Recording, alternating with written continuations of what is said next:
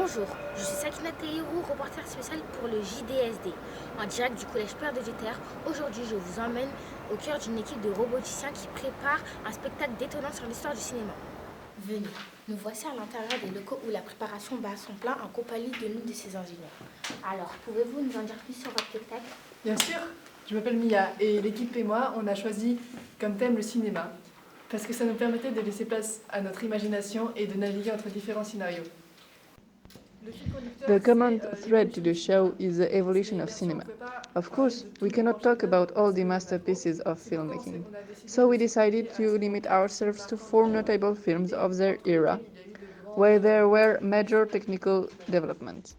Charlie Chaplin with silent cinema, the arrival of color and sound with Singing in the Rain with Gene Kelly, which we called Fred Astaire for several months. Well, we were wrong. Then, the birth of special effects illustrated by Star Wars, and finally, computer-generated images with WALL-E. Me voilà dans la salle où les machines ont été développées. Pouvez-vous vous présenter et me présenter les machines?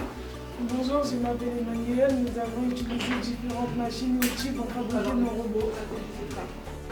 Le Charlie Robot, qui est une fraiseuse à commande numérique qui nous a permis de fabriquer la canne de Charlie, dessinée juste avant sur l'ordinateur. La perceuse qu'on appelle aussi la machine qui fait peur.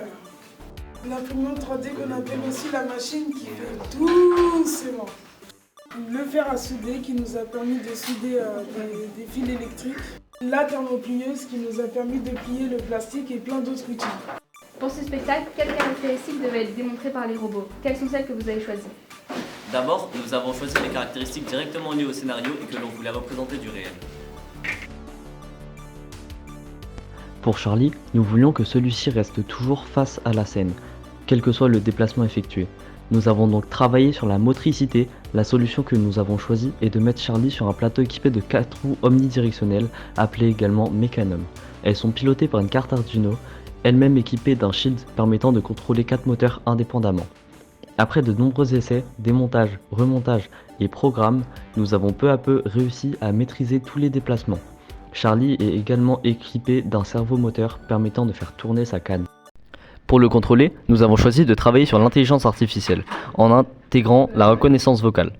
Nous avons développé une application sur App Inventor permettant d'envoyer des ordres en Bluetooth à une carte Arduino. Les ordres vocaux sont reconnus par l'appli et le robot effectue des mouvements différents suivant l'ordre donné. The second characteristic is color recognition to represent the arrival of color in cinema. For that, we use a color sensor controlled by a Cyberpea card which makes it possible to give instructions to Gene Kelly, who will then realize different movements depending on the color shown. All of this is then executed by 2 servo motors connected to the legs of our marionette. And here is our Gene Kelly moving to the sweet sound of Singing in the Rain. After that, we worked on the third characteristic, movement recognition for Star Wars. For this, of course, we had to remake the iconic R2-D2, which we entirely printed out in 3D, 25 hours in our school lab. The conception was directly made on Tinkercad. We imported a model of R2-D2, which we then had to remodel to adapt him to our needs. This one is equipped with a microbit card on top of a Codo card, which permits it to control both of the 2 motors. To represent the Force in Star Wars used by Darth Vader to capture R2-D2, we worked on movement recognition with the accelerometer, which is inside of the microbit. A transmitter cord is mounted on Darth Vader's glove, who sends orders via Bluetooth to the receiver cord, mounted on the robot. Depending on the movement made by Darth Vader, a different message will be sent by the transmitting microbit. The receiver card is programmed using conditional instruction. If it receives the message once, then it orders the motors to turn clockwise, etc. The robot will do a different instruction based on the message it will receive.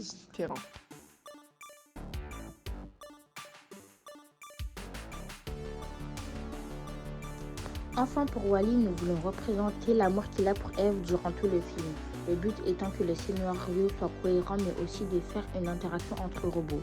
Nous avons pour cela voulu utiliser l'intelligence artificielle et plus précisément la machine learning pour apprendre aux robots à reconnaître et différencier Eve et R2D2 et avoir une réaction différente et un peu d'humour au spectacle.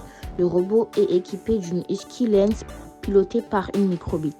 Il suffit d'apprendre à la caméra à reconnaître un modèle, un visage, celle-ci attribuer un numéro à chaque modèle appris.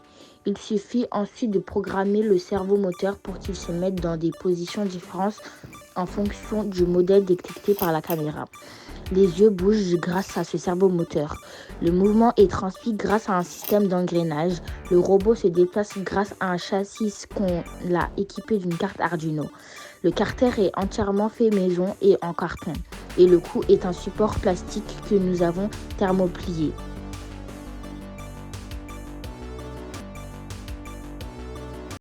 Bien, merci pour votre écoute.